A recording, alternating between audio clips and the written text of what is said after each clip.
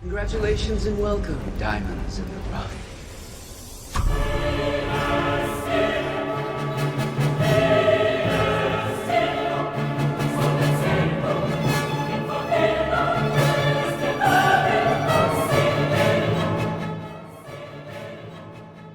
Today, we're going to go over defense. What does the first man get for?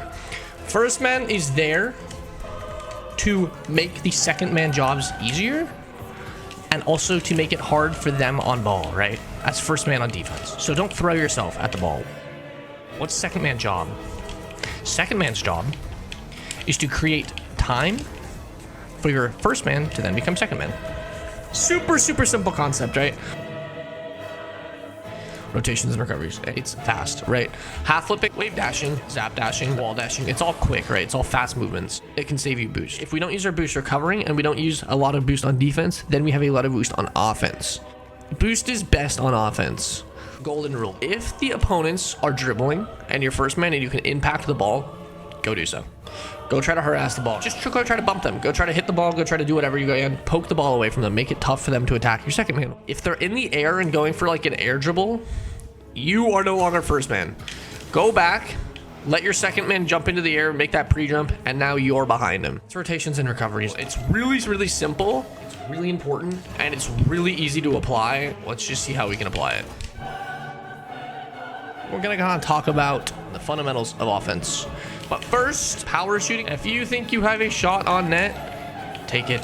The ideal power shot, blast the ball on net. 65 miles an hour is the speed you are aiming for and up. It's 115 kilometers per hour. Anyway, so we're kind of going to go into positioning and kind of how that works. As first man, so I'm first man, what's my job? My job is to beat their first man. Also, then make it awkward for their second man. That is your goal, though. That is the goal. And even if you scoring is making it awkward for their second man, great. But you're trying to beat first man, make it awkward for their second man, right? Right. Obviously, first man's pretty straightforward. If I have the ball here, what's my job? Try to score. Second man. If my first man has 2 players to beat, I cover his weak.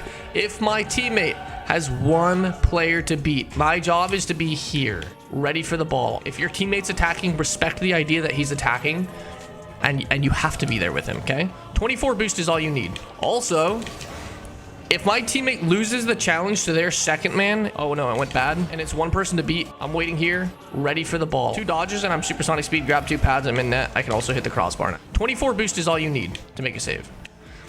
Easy in practice.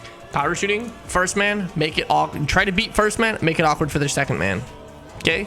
Even if you can't beat their first man, a 50 is still as awkward for second man sometimes. Second man's job, if your teammate has 2 to beat, plays weak. If your teammate has 1 to beat, plays positive. Cool, let's get it. Put it into practice.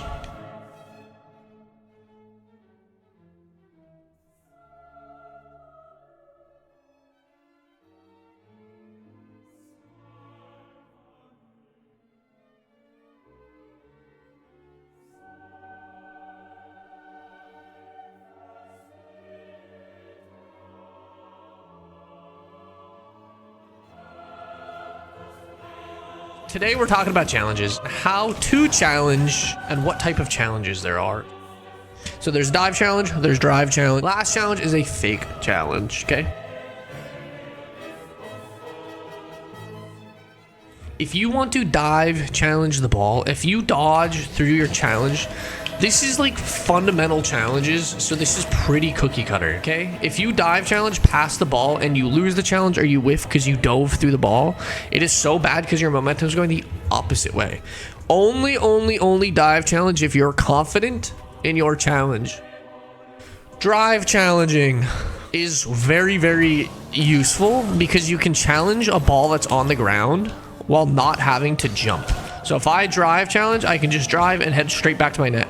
Oftentimes, if you drive challenge, it's because a challenge needs to happen. If you think to yourself, hey, someone needs to challenge the ball, but you don't want to throw yourself out of the play and the ball's still on the ground, just drive challenge. To hit the ball and get ready to head straight back to net unless you know we are going to win that drive challenge. And sometimes drive challenging is better than dive challenging, even if you know you're going to win.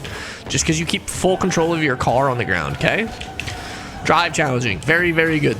This is what you'll see a lot of high-level players do. You could probably substitute most of your dive challenges with drive challenges and climb very quickly because you're always going to be back. Almost always. And if you lose a drive challenge, you might have wanted to dive that challenge, especially if you're hitting the ball. Now, fake challenging. When do we fake challenge? This is how I like to see it. I like to fake challenge if I'm shadowing and the opponent has good control of the ball. If they have good control, if you force them to do something with a fake challenge, you are now in control. If you fake challenge, have the intention of covering your net.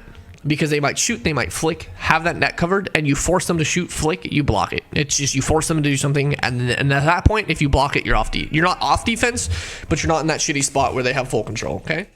But here's the other side, is you can fake challenge if they have no control. If you see your opponent panicking, if you see them just boosting after the ball randomly or they're chasing after it, if you fake challenge when they're panicking, it'll force even more panic, okay? And then get ready to challenge. If you fake challenge, get ready to actually challenge, or get ready for what you're waiting for them to do, right? If I fake challenge somebody shadowing, I expect them to flick it or shoot it. So I get ready to protect my net. If you feel like you took the right challenge and you still lost it, here's my only thing. Think about a different angle to approach that challenge, okay? Counterattacking. So essentially, counterattacking is how you're going to get a lot of goals if you can play defense well, because people will overextend on offense. Actually, on counterattacking, you want to attack as quickly as possible. Super simplified, right? Sometimes you're just going to have to take a quick touch on defense to beat that first man, and you'll give yourself a wide open net, right? If they're too close to you, you can always just try to shoot it. Like, this can be a counterattack in itself. If I missed, sure, whatever, I followed up, right? If they're pressuring you, clear it in the air. If you clear it on the ground, it is so easy for them to stop it. So you want to shoot, you can even shoot, like I said. Now, if they go all the way back, that's when you get the free possession, okay? This is when you can take the ball and control it, because as soon as they challenge, you have control now, right? You can do that, beat 1, beat 2 kind of stuff, right? So if they're back, catch, and then you push, right? Since they're back, you're not really concerned about speed, but you can use it. And what's cool about counterattacking is if you're in a 2v1 ever, these are such easy goals that people don't understand. There's two options. If you have the ball, pass it to your teammate if he's available. If he looks like he's ready for a pass, pass it. I can almost promise you that will almost always work. Even though if your teammates are, you're like, oh, my teammates are bad. I would just say pass it when they start to challenge you, right? You're dribbling down the field like this, teammates on the other side, as soon as they look to challenge, go here. And then if they don't challenge, you can demo. Now, if you don't have the ball, I don't recommend waiting for a pass. If it's a 2-on-1, you guys are counterattacking, make it a 1-on-0. Take yourself out of the play to go demo their last man. And it makes a 1-on-0 situation for them. It makes it real simple. They can't really go wrong. So we're, like I said, we're going to build up from the backfield into the front field. Front field being offense, backfield being defense. Counterattacking is about speed, okay? We're not going slow here. As soon as we recognize we can break out of defense, you want to move as quickly as you can up the field, right? Because as soon as they establish themselves on defense, think of them like a brick wall at that point, right? It's going to be tough. You can beat players that are better than you by hunkering down on defense and then counterattacking successfully.